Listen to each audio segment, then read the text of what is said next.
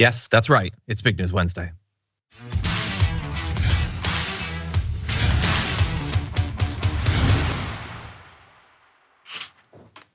And with Big News Wednesday comes big news. Jayar Jackson. Jayar, how's it going? There's lots of big news today, John. One of those big news points is that I just kind of sat down in this chair just now, just finished up my meeting for my show, and the big news on the docket is that I just put all this together. How you guys doing? Happy Wednesday.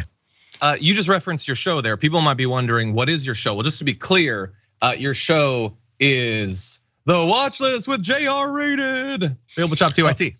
But anyway, 100%. This is the closest we can get. We need more authentic, specific merch. But anyway, we got to recognize Jayar. So Jayar, thank you for being here. It is indeed big news, and not just because the new Dune 2 trailer came out. I'm joking. Exactly. Everybody's super pumped about that, and I'm like, okay, I guess we can go to old school Tatooine again, I suppose. I don't know. I'm gonna make so many people mad at that comment. I want to care about Dune, and I just can't care about Dune. I'm a little bit worried that I'm talking about this because I have a feeling Bart is probably watching and he's gonna give me hell. Look, I get it. Was the first one bad? It was a little bit boring and a little bit just like it was beautiful. It was beautiful. Things can be beautiful and boring. I'm sure we've all experienced that, but it's got Timothée Chalamet, so people are really excited, and it does have Florence Pugh, so I'm gonna end up seeing it 8 or 9 times in theaters, but I'm not excited for it. I want to be clear about that. In any event, thank you all for being here because there is news about politics out there that does not involve the spice trade. There's domestic American political news as well, and we're gonna be jumping into it. But also, some of you might be watching on a linear platform. Some of you might be listening to the podcast, and that's great. We appreciate your support. Thank you for doing that. I listened to TYT as a podcast for years before I ever watched the live show. However, if that is the case, then you may never know that at the beginning of today's Aftermath, we're gonna be speaking with Representative Zoe Zephyr. That will be available on our YouTube page as well if you're not watching live. So just something to bear in mind, as well as a bunch of interesting news. This stuff about Steven Crowder, it's really disgusting. Jesse, it's like, I almost swore. It's like gentlemen on the right are competing with each other to be the absolute worst in the absence of Tucker Carlson. It's like, they vacated the belt and now there's a tournament to decide who's going to be the chief a-hole on the right. In any event, we're gonna cover all of that and more.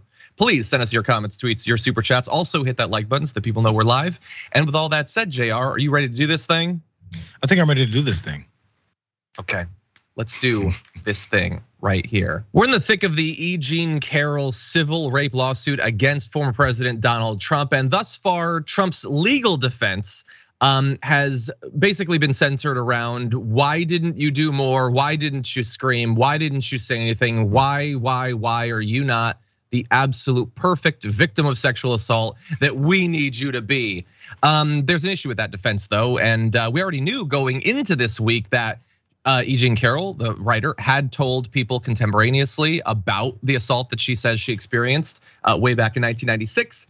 And now we have more details about that, with a friend testifying about what that conversation was like immediately following the attack. This is Lisa Birnbach, who recounted how Carroll called her minutes after leaving the department store and told her about the incident in detail. Carroll, she said, sounded breathless, hyperventilating, emotional. Her voice was all kinds of things. Quote, he pulled down my tights. He pulled down my tights, she repeated on the phone. Like she couldn't believe it. She was still processing what happened to her. It had just happened to her. Goes on to say that Carroll described the incident as a fight. She didn't want to hear the word rape, Birnbach said. It sounded like a physical fight. She tried to get free from him, and she did not want me to say that word. Carroll refused to go to the police and made her friend promise never to speak of it again. And so to Taco Pina and the rest of the Trump legal team, are you not satisfied? You wanted her to react more aggressively to what happened. Well, apparently she did. She rushed and called someone hyperventilating, breathless, devastated by the experience, and recounted specifically what happened. Has she not thus become the type of victim that you will maybe pay a little bit of attention to? Of course, they will not. These standards that they throw up at a whim are always moving. They are designed to make it so that you do not need to pay attention to women who make claims against powerful men. So that we have that. We have one contemporaneous account talking about the experience. If you believe this theory that E Jean Carroll has just been lying about this entire time, and this is just to take down Trump or to become famous, well, I guess it's now a conspiracy of multiple people. Lisa Birnbach apparently also is willing to put herself, her family, her friends in the line of fire from the rabid MAGA base by making these claims about Donald Trump. And so the conspiracy that would need to be going on has just become significantly more complicated. In any event, in addition to that one friend, you also have a psychologist who is expected to talk about the sort of harm that E Jean Carroll experienced as a result of this. The quote, so this is a trauma specialist who's going to quote, explain aspects of Carroll's behavior during and after the attack. Because again, remember, everything that she did, everything that she didn't do is being used to claim that obviously she didn't experience any harm because she didn't react as we are now making up in the moment the way that she should have. Well, they're gonna bring in a trauma specialist to explain why victims of sexual assault react the way they do. By the way, in terms of the long-term harm experienced, I did not know this up until this point, despite the fact that we've been talking about this story for what feels like several years now. Carroll has testified. I don't know if it was like it was mentioned earlier, that she apparently stopped having sex after the alleged assault when she was 53, saying that she no longer feels comfortable, even around men that she's interested in as a result of this. This is, according to her at least, a multi-decade long, incredibly traumatic experience that has irreparably changed her life. And so we have more that we're gonna get to on this, Jayar, but what do you think about this update? Yeah, things like that, like women or folks in general who've experienced any kind of assault like this, it's been studied and shown the way that it has their effects on relationships and intimacy going through the rest of their lives. I mean, people say this in more layman's terms, like, oh, he's got, they'll say she's got daddy issues, which for some reason is always an indictment of the child who's got the parental issues. But still, things like that is the way we approach this type of stuff, where then they can't carry out the same type of relationships, or they have to go through some type of counseling to get by whatever mental blocks these are, which seems like the most normal thing in the world ever. But we have to have these things put on complete blast. And then also assume the opposite while we don't listen to experts. It just goes through the same, we've laid the groundwork for this type of stuff. We believe stupidity, and then we have animosity towards anybody who's smart or anyone who's an expert in these types of fields. So we're set up to not believe the experts. We're set up not to believe this trauma person who's talked about the way these things actually go, which would disprove this stupid narrative about, well, how come she didn't do things the way that I would think they'd want it to be done? Yo, people like that are the ones who are over responding to a gay person being in the same vicinity as them. He's coming to hit on me. But for some reason, when someone actually gets attacked, that's not enough of a reason for someone to act in a way that they can't understand. Yeah. But still, I'm glad these things are coming out at least, even though they shouldn't even effing have to. Yeah, also, by the way, like we're being like needlessly like trying to figure out, are they being genuine when they say that? I mean, he has been accused by at least 26 named women. They have not all responded in the exact same way. So, question of the audience, have the Trump defenders accepted even one of the 26 different specific claims? No, because they don't care. They don't care about how you respond. They don't care about when you tell people. They don't care if you went to the police, because they don't care. You can cut off the rest of that sentence. After care, it doesn't matter anymore. They don't care if he did it. They're not interested in that. It's all made up. All the family value stuff, all the conservative Christianity stuff, it's all made up. They don't care about literally any of that. They want Trump in power regardless of what he's done. They've accepted far worse stuff than dozens of sexual assaults from this guy.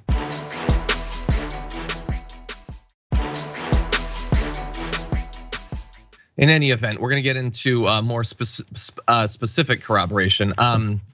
Another woman amidst the E Jean Carroll trial is talking about the experience that she had with Donald Trump many years ago. This is Jessica Leeds, now 81 years old, testifying just yesterday to support the defamation lawsuit of E Jean Carroll. She talked about the experience she had back in the 1970s. saying that a flight attendant invited her to sit in a first-class seat on a flight next to Trump. They shared a meal and a conversation before Trump suddenly, quote, decided to kiss and, quote, grope her. Now, I know for many of you, the idea that Trump would just decide to just go for a kiss and a groping seems hard to believe coming from Donald Trump, who has been quoted on video saying that that is his exact strategy. But she goes on saying there was no conversation. It was like out of the blue. It was like a tussle.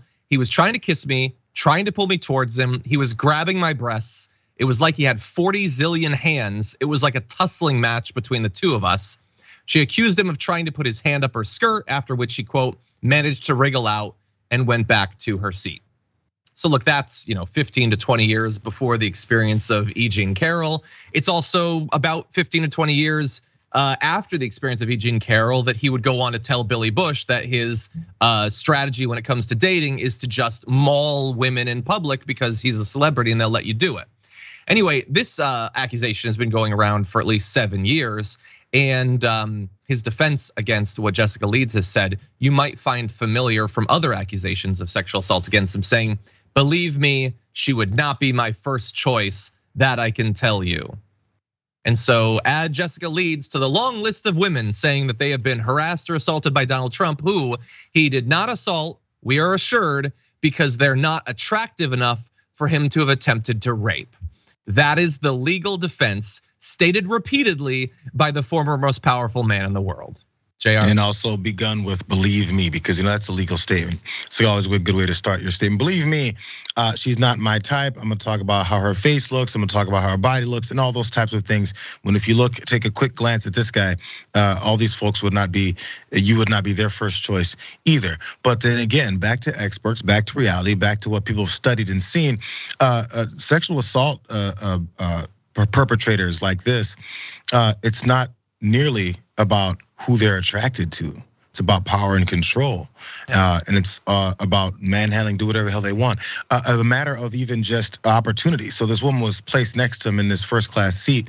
Do you think he would go, flight attendant, please, could I have someone that I'm more attracted to come sit so I can sexually assault? It wouldn't have to work that way. It's a crime of opportunity. He's like, oh, here's a woman. I'm this guy. Again, all allegedly. And that's the way he approaches things. Again, as you said, he's described it. He's openly said it. But then we can go to the next throw off point that people like to say is, what about the timing of this? You guys know he's running for president. That's why you guys are bringing this up. These stories about E Jean Carroll I've heard years before. We heard it again when he was running for president. Then we hear it again now. We heard it everywhere in between. But the difference is who's paying attention to these stories still being brought up. That's the difference. And again, like, so why would she bring this up again? Oh, it's to become famous. Yes, because there's no better kind of fame than the kind that gains you nothing except being stalked and harassed for the rest of your life. It's the sort of claim that makes sense only if you don't think about it for even a microsecond. But it seems like an effective defense. Nobody expects that Jessica Leeds bringing this up is going to result in Trump going to jail. That's not going to happen. Nobody thinks that. Jessica Leeds doesn't think that. But it is very weird that they care way more about the timing. I mean, they're not even right about the timing, but they claim to care about the timing than they do about whether he has spent decades sexually assaulting women. And again, like, what year are we into this whole Trump thing? 80 years that we've been talking about this now. I know that we've gone over this specific assault. We've gone over literally dozens of assaults. I know that all of you don't need to be told that he's an absolute monster. We know that. That's sort of baked in at this point. But the fact that so many millions of Americans apparently have no line beyond which they will refuse to cross in their support of Donald Trump. There are politicians that I like. There are politicians that I support. If I found out that AOC's favorite hobby was taking French bulldogs on drives and then throwing them out the window, I would not still support her. But that wouldn't even rank for Donald Trump, and they don't care at all about it. It's such a weird place we've gotten to as a country that none of this matters to these people. Anyway, best of luck to E Jean Carroll and the rest of these dozens of women desperately hoping for something to happen so they can have some peace.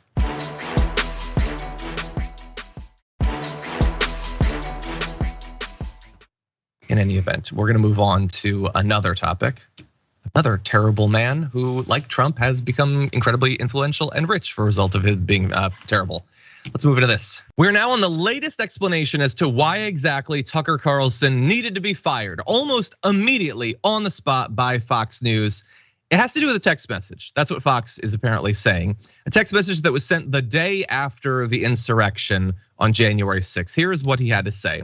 A couple of weeks ago, I was watching video of people fighting on the street in Washington. A group of Trump guys surrounded an Antifa kid and started pounding the living S out of him. It was 3 against 1 at least. Jumping a guy like that is dishonorable, obviously. It's not how white men fight. Yet suddenly I found myself rooting for the mob against that man, hoping they'd hit him harder, kill him. I really wanted them to hurt the kid. I could taste it. Then somewhere deep in my brain, an alarm went off. This isn't good for me. I'm becoming something I don't want to be. The Antifa creep is a human being. Now, why exactly he's a creep in this, I have no idea. He literally just saw someone being attacked, but because he thinks the person is Antifa and thinks that that's a thing, like that you get a membership card to or something, then he's automatically a creep. Much as I despise what he says and does, much as I'm sure I'd hate him personally if I knew him, I shouldn't gloat over his suffering. I should be bothered by it. I should remember that somewhere somebody probably loves this kid and would be crushed if he was killed. If I don't care about those things, if I reduce people to their politics, how am I better than he is? And this is apparently, supposedly, what got Fox so freaked out. The text alarmed the Fox board, we're told, conveniently after it happened, which saw the message a day before Fox was set to defend itself against Dominion voting systems before a jury. The board grew concerned that the message could become public at trial when Mr. Carlson was on the stand, creating a sensational and damaging moment that would raise broader questions about the company. They in fact even said they were bringing in an outside law firm to conduct an investigation into his conduct. So look, first of all, we could talk about the substance of that, the acceptance that he sort of had to kind of fight against, that someone who disagrees with him politically should be beaten to death by a mob. Thankfully, he was kind of against that in this one case. The fact that he apparently has very set standards for how white men fight and how non-white men fight. It's very different things, just naturally, not a racist though. White supremacy and white nationalism, I've been told many times on Tucker Carlson's program, don't exist. So this can't be an example of it. But also, he tried to work himself up to caring if this person is killed, but nowhere in that is there really anything condemning the Trump people for being willing to kill someone for disagreeing. He doesn't say much about that at all. It doesn't seem to represent anything to him that Trump people love to gang up and murder people with their bare hands. Anyway, we can talk about the substance. We can talk about this, that this is being rolled out as the reason he needed to be fired when, as I tweeted earlier, like if this was his monologue, I guess it would get covered on Media Matters, but I don't know otherwise that it would really stand out. Is this the most racist thing he said? I doubt it. Is it in the top 50? Sure. It's in the top 50 most racist things that Tucker Carlson has said. It's not even the most advocating of violence. He routinely advocates for violence without this sort of mental hand wringing over it. So Jayar, I'm not really buying this as the explanation, even though it is obviously objectively damning for him. This explanation, they've tried to explain things way before. So again, these things have popped up. People are, jaws are dropping and where hands are on our face. Oh my God, can you believe Tucker said something that's totally racist? Hey, Tucker said racist things quite regularly on his show. Everyone talked about how he said things quite regularly racist on his show, but it was just written off as, we had those other cases. It's an entertainment show. Everything you may take him to say is just a joke, or even you can't take as a serious, real commentary. But still, it's hateful stuff. He had a producer who had to resign in 2020 over hateful things he was secretly saying on chat sites. Here's one of those things. Yeah. The subject line of this one thing his producer says, would you let a jet black Congo N-word do LASIK eye surgery on you for 50% off? Or I wouldn't get LASIK from an Asian for free, so no. Things like that he used to say. And the superiority of white folks and how they're being replaced. And then look at this, we have to push for against those other scary minorities because they're coming to take your place and have more babies than you. These are all very basic, hateful, neo-Nazi style thought processes. So when he says that white men don't fight like this, and then suddenly he finds himself appealed, that these types of fighting does actually appeal to him, maybe you're not a very good white man, since white men are so perfectly clean and with their fighting tactics, which I don't know how many fights this guy's actually seen, but we know what he's actually going towards is who actually fights that way. So do you find yourself one of these N-words that fights this way? Because it appeals to you, Tucker. Still, man, this is nothing new. We know how this guy operates. Yeah, I find it inconceivable that he's ever been in a fight. I mean, maybe he's joined a group of people attacking a single individual and kicked them a few times or something. I can see that. He could be a minion for a bully. I do believe that's a possibility. Yeah, look, we do this sort of story, and I guess the takeaway is, oh my God, he is racist. He holds bigoted, prejudiced beliefs. Well, yeah, I mean, I guess we've demonstrated that hundreds of times. It's good to get a reminder though.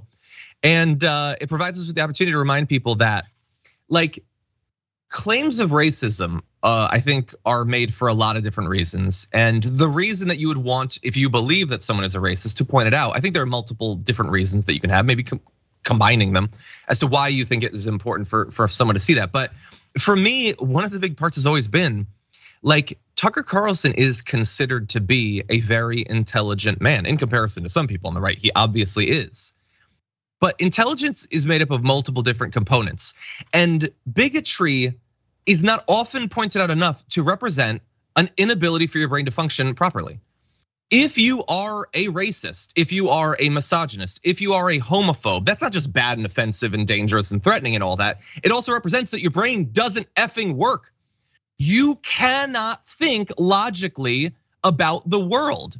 You see a person and you cannot actually reasonably assess who they are, what they're doing, what they represent, because you're running all of these BS broken processes in your head. Instead of thinking like a logical, rational person, you're playing this racist tape in your head and making decisions based off of that.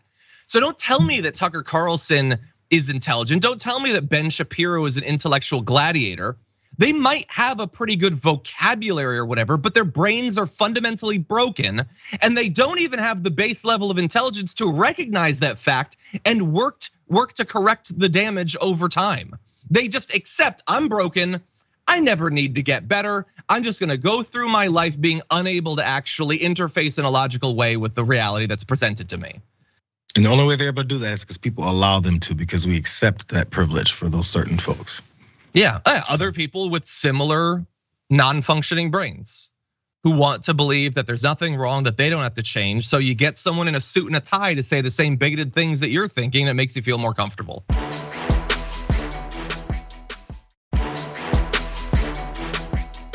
Okay, everybody. Oh dear God. You know, I honestly forgot about this story. Buckle up, everyone, as we launch into this. The time has come to reclaim our once great educational institutions from the radical left, and we will do that. Our secret weapon will be the college accreditation system. It's called accreditation for a reason. The accreditors are supposed to ensure that schools are not ripping off students and taxpayers, but they have failed totally. When I return to the White House, I will fire the radical left accreditors that have allowed our colleges to become dominated by Marxist maniacs and lunatics. So this is Donald Trump effectively sending a signal to Ron DeSantis, like, I drink your milkshake. All that stuff that they like you for, do you have any idea how easy it is for me to just read the same lines out of a teleprompter? That said, I wanna give credit to Donald Trump because he added in a few little extra authoritarian flourishes. The accreditation thing was fascinating, not only because he stumbled through the word and then said it's called accreditation for a reason, but then didn't provide the reason or any reason why he said that, which makes me believe that he has no idea what that term means. Did anyone else get that impression? But he does know enough about it, or at least whoever wrote that speech for him, Stephen Miller or something, to say that they are going to be arbitrarily removing or threatening to remove accreditation from major universities if they don't do insert a thing, insert whatever they want in the moment. And is this constitutional? Can you do this? I have no idea, neither do they. But what they do know is that they can threaten to do this and probably get quite a bit of value out of that, whether or not they ever end up taking away accreditation. And here's the thing, that might seem like, well, that's the scary part of this speech. Not really, it actually goes to darker territory. Listen to this.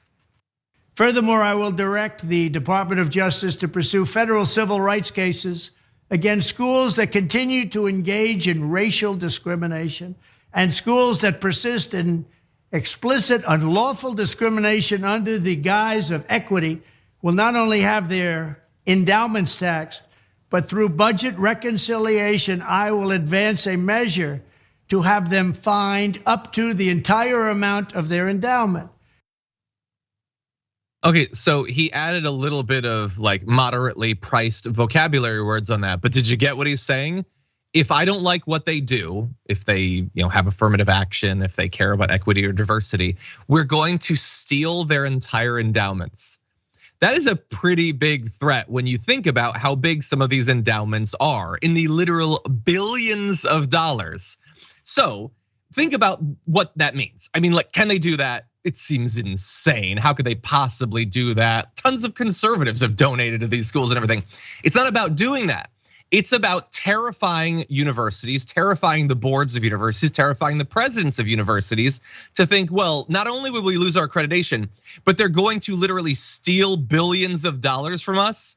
Can they do that? I don't know. We're living in really fascist times. I guess we just get rid of our diversity, equity, and inclusion department just in case. And those guest professors we have, they're kind of outspoken about politics. We should probably get rid of them just in case, because we don't want the government to steal billions of dollars from us. That is what they're trying to do here. And at least to my knowledge, this is way more aggressive, way more authoritarian, and operating outside of the Constitution than anything that DeSantis has said. So this is another reason that I think he has no chance against Donald Trump. Trump just goes way harder than DeSantis ever would. What do you think, Jayar? Yeah, I've told this story before on Young Turks years ago.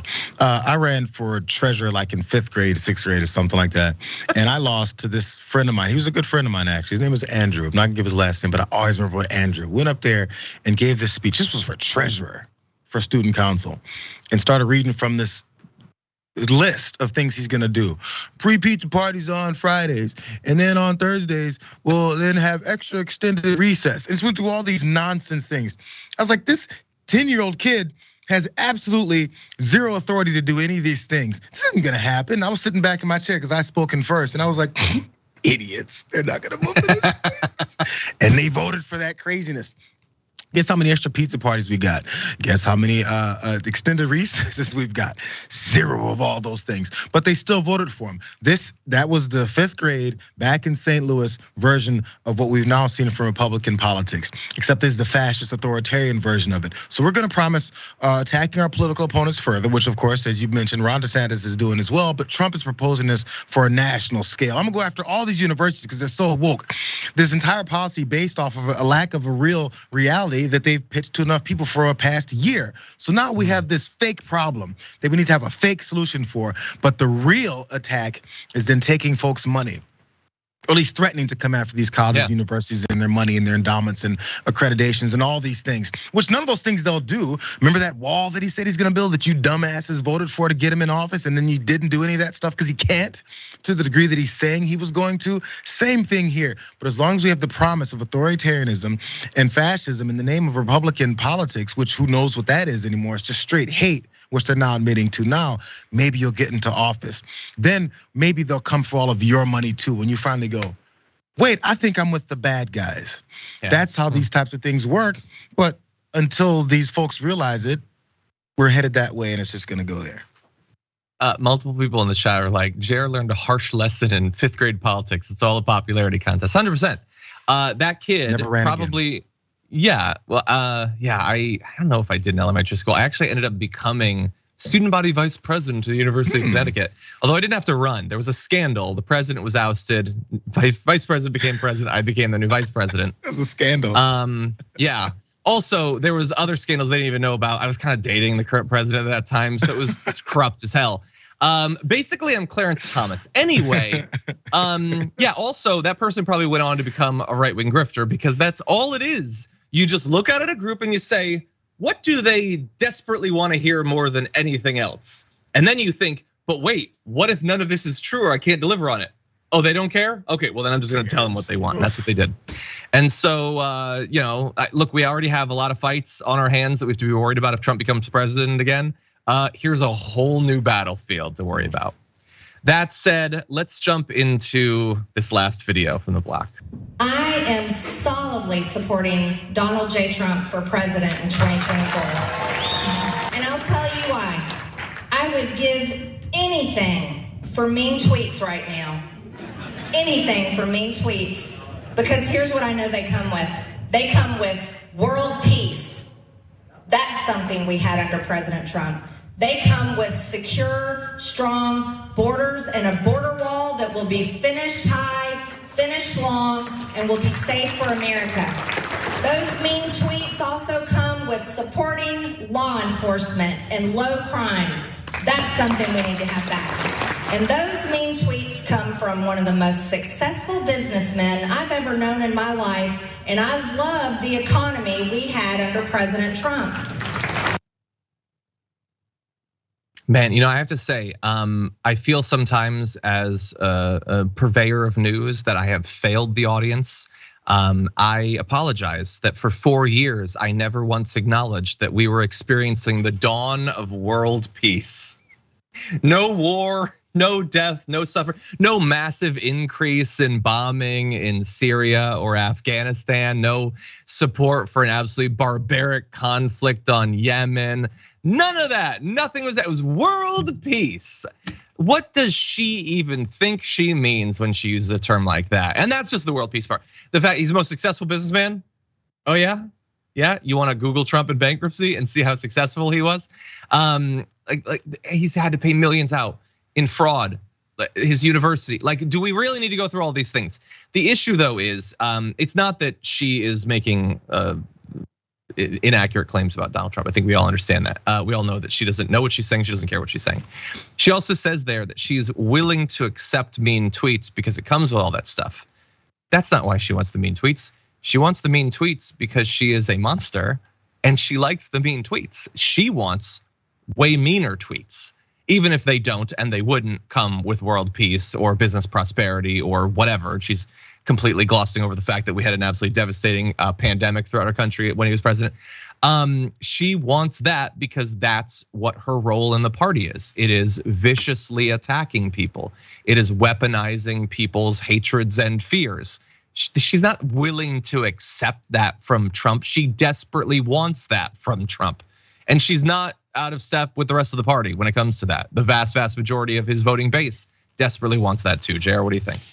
Is it division or unity? Because they keep talking about how Joe Biden, every other Democrat that they hate, is this destroyer and divider within the country, and we need a unifier. But then the next breath they say things like this: Donald Trump does it too, right? If they say, "Man, we need someone to bring this country together," then you go, "We need someone to put some more mean tweets because that's what we need in this country." Does she have I think she pretty much has a documented problem with AOC and her comments that aren't very nice towards people like that. Oh, maybe Eric Swalwell. Is she okay with his mean tweets? Where she may see his mean tweets when he says something that's not very nice about her or to her or anyone else that she's associated with? I get the feeling that has nothing to do with the mean tweets or mean comments. It has more to do with making sure that the guy that you want to support has this platform to do these types of things, to spread more of this division and hatred, because that's what they thrive off of.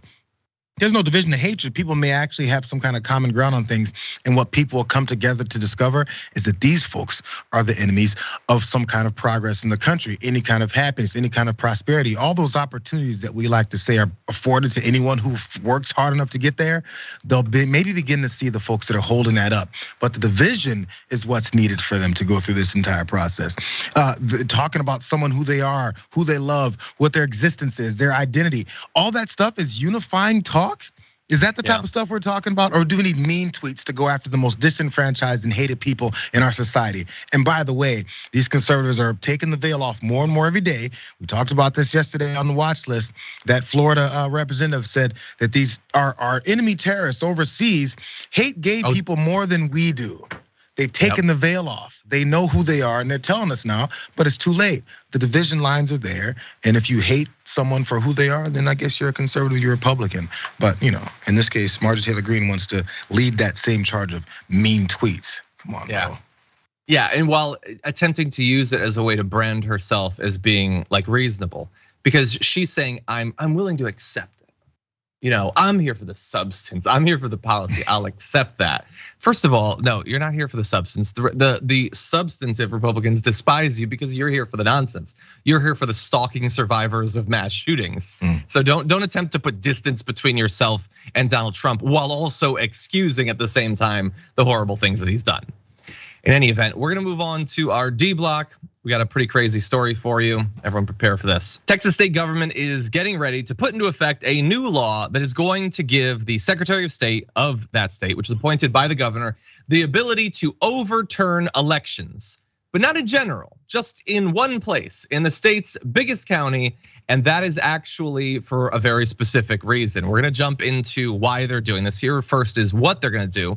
According to the text of the bill, the Secretary of State, a position appointed by Republican Governor Greg Abbott, currently held by Jane Nelson, would have the authority to throw election results in counties wherein 2% or more of the polling locations ran out of ballot paper for more than an hour. Okay, so why are they doing this? Well, there's a couple of reasons. The ostensible reason why they're doing it is that they could throw it out, they could do a new one, and they might need to, because back in Harris County during the 2022 midterm elections, there were 26 of the county's 782 polling locations, which had issues with not having enough ballot paper. So there was a period where people couldn't vote, okay?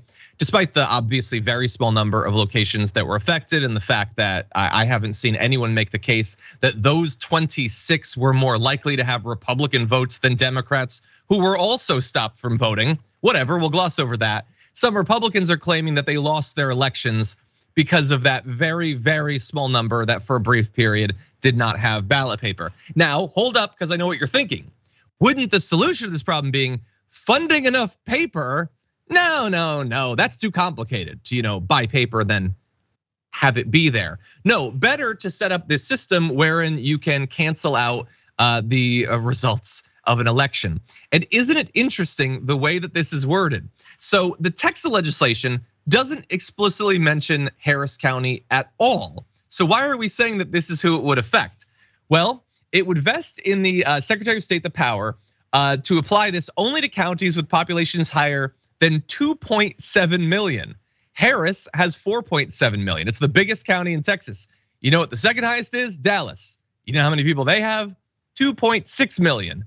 And that is just, man, we've been talking about politics, Jayar, for a really long time, and you don't often come up with coincidences as wild as this. It's the type of it was 2.7, which is a nice round number, and it just so happens to mean that Dallas, which is more conservative, would not be affected. By the way, even if you could do it to Dallas, they wouldn't because it's more conservative. So this is needlessly pointing out how specifically targeted this is to allow them to overthrow the results of an election in an area where Democrats are more common than Republicans. This is not just authoritarian, it's not just designed to give them the ability to redo elections that they don't like, but it's spitting in the face of everyone who is trying to fight back against this anti-democratic wave. What do you think? Yeah, no, this is the next step after all of the election denialism, of course, from Trump, Kerry Lake, folks like that.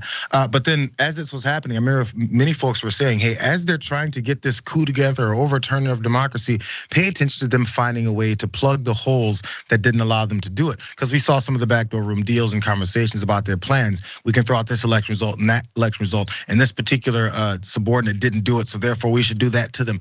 All these things they're tightening up for the next few election cycles so they can get it quote unquote right next time. This is one of those moves. And again, as you point out, it's very specific. But there's one other part about this that I did notice as well, John. The person would have the authority to throw out these election results. So even if it does get to those other counties or those other numbers that do fall within this parameter or high enough, but they still wanna use those votes because maybe it went their candidate's way, they don't have to throw it out. They just have the authority to do. So they can see it. Maybe paper ran out at one of those conservative districts and they're like, well, we could, but I have the authority to. I don't really choose to, though. It can continue to be a rigged ball game here. Yeah, and 100%. By the way, it's not even just that they can redo the election and theoretically the turnout in a second election would be way lower. That's why you would want to do this. It's not even just that. they're doing different kinds of things like this in a bunch of different places, specifically targeting big cities that have a lot of Democrats in them, and also, not coincidentally, a lot of people of color in them, so that they can potentially affect the results of elections, but also so they can cast official doubt on the results of elections. Just saying, like going to the Supreme Court and being like, I don't like what they did in Houston, that's not great. But saying our Secretary of State was forced to redo the election, that seems more official. It provides a little bit more of a veil over the attempt to change national elections. And so, definitely something to look out for. Absolutely insane. Greg Abbott says he's gonna sign it. Why wouldn't he? He despises the idea of a free and fair open election. So prepare yourself, Texas. And with that, we'll be right back.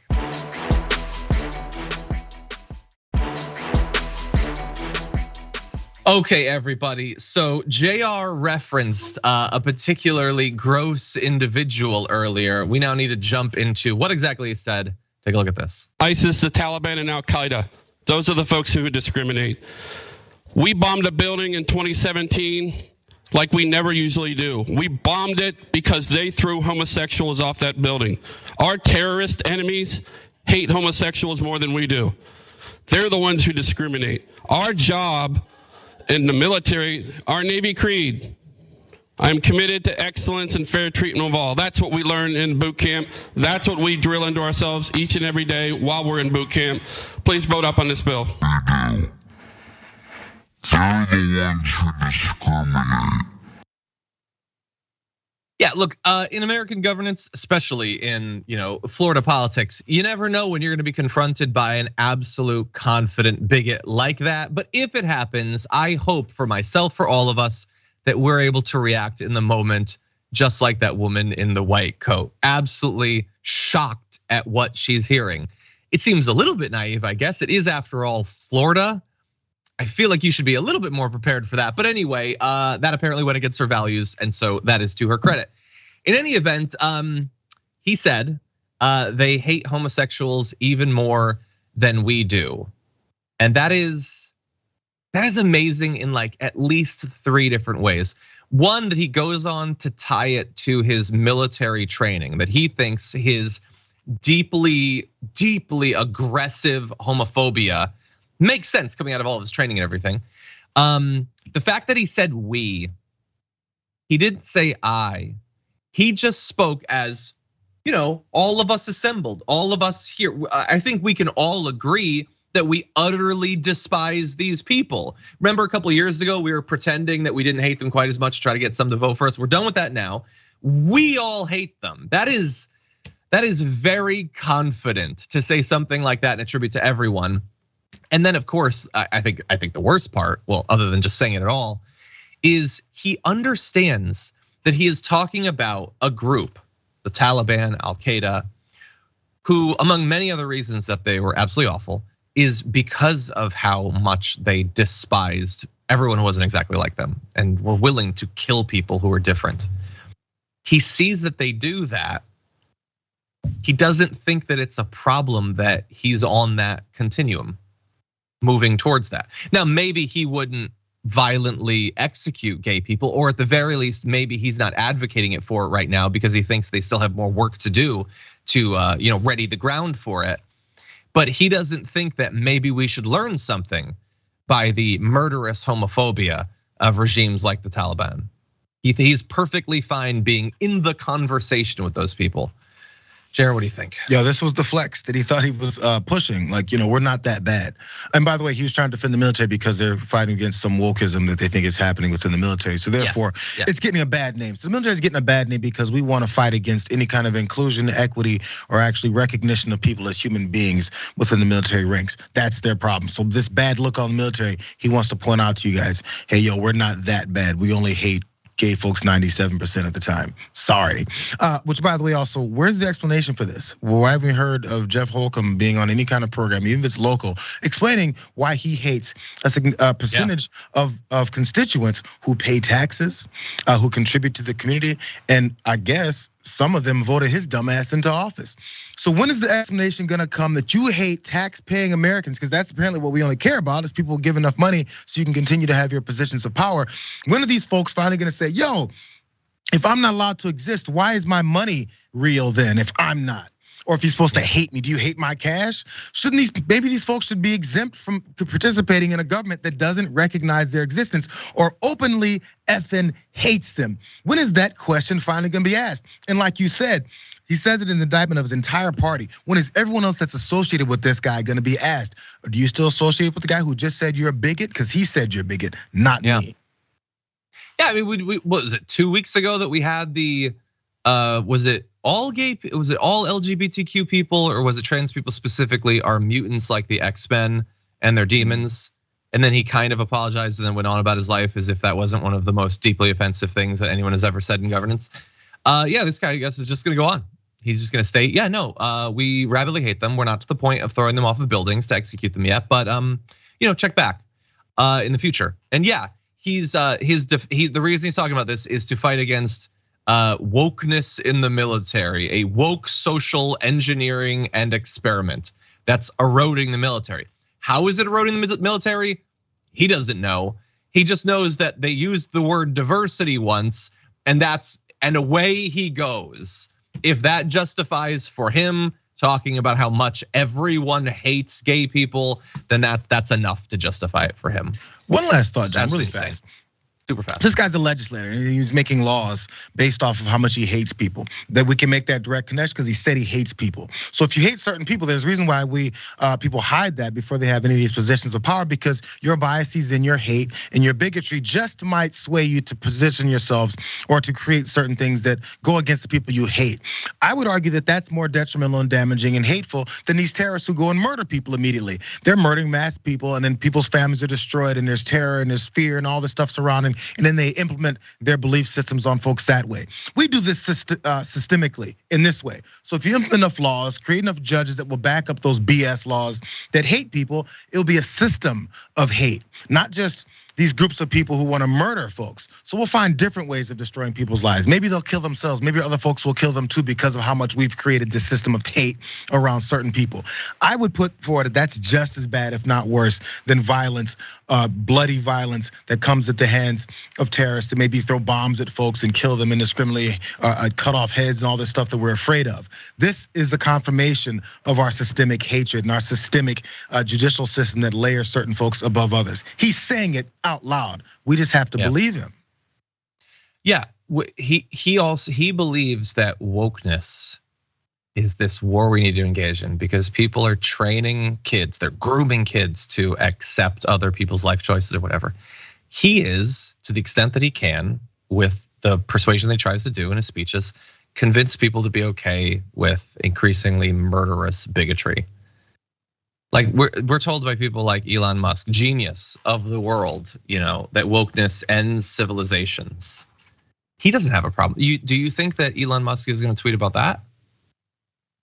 Does anyone think that? No, again, our priorities are all turned upside down.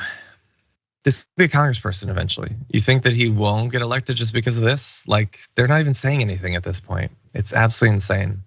I went too far with this. Phoenix Dragon says, I'm a gay man who served in the Army Reserves 8 years total, tour in Bosnia. It's funny he mentions the Navy when most who serve know the Navy is the gay branch, LOL. 100%. I mean, look, he could know or not know. He doesn't care about any of this. It is a war that they have begun a couple of years ago. They've decided we've got nothing to appeal to anyone on. So we need villains. We can keep doing the caravan stuff that hasn't won us any elections. So I guess just talk constantly about LGBTQ people and hope that there's enough social and cultural hatred for those people that we can maybe get elected. That's all it is. That's all it needs. Anyway, we're almost out of time. But I do want to prepare all of you who are watching on the live broadcast on Twitch or YouTube. Representative Zoe Zephyr hopefully will be joining us in just a few minutes. Also, thank you to Neon Death, who says the woman behind Representative Holcomb is Representative Kelly Skidmore. Really appreciate that. In fact, you provided us very useful information in the moment, so you get the first annual Dark Phoenix Memorial Blue Apron gift card. So send an email to rewards@tyt.com with your first and last name as well as your handle, and we'll get you set up with that. With that said, thank you everyone for watching and listening. If you're on the podcast, please, as always, rate and review the podcast. It's the only way new people discover the podcast. By the way, if you're enjoying the show, feel free to post a clip every now and then. Share it with a friend. We've got an election coming up next year, and the persuasion needs to start now to get people to the progressive position they need to be in by then. Anyway, that's it for now. We'll see you in the aftermath in just a few.